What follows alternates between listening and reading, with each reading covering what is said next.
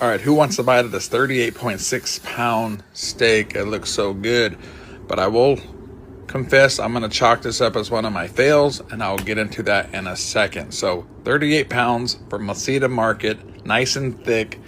So we got to build some flavor. So we're going with the horseradish as a binder, pulling out the Traeger beef rub, going nice and thick on all sides. And then we're going to pull out the butcher's twine because it's such a big piece of meat.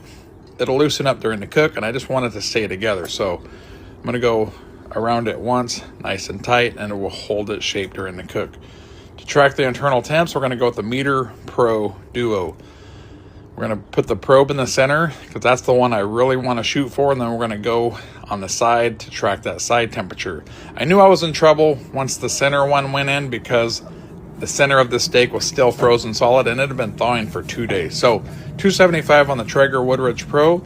This went for 8 hours. There's no reason why this steak should have went for 8 hours, but being that it wasn't fully thawed, that just tells you make sure your meat is thawed before you go and cook it. So flipping it a few times during the cook, but that center took forever to finally start getting the temperature to go up. So 8:30 in the morning till 4:30 at night, and I was still at about 105 internal in the center core of this. So when I pulled it off, I already knew the center of this was going to be pretty much raw, close to medium rare, but we just missed the mark. So as this was a fail, I knew I was going to chop this up and make a bunch of taco meat anyway. So trust me, the meat was not wasted. So pulled out those probes. I did make a massive disc of compound butter.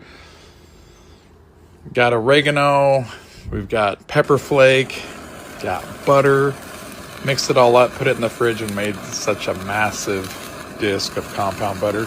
Such a big piece of meat. Like I said, we want to build flavor and melt that on there. So once this rested for about 20 minutes or so, took the knife and went down the middle. I was not surprised what the center looked like because I knew it was under that 115 to 120 that I wanted to pull and do a reverse sear. So either way, definitely a fail, but trust me, the meat doesn't go to waste.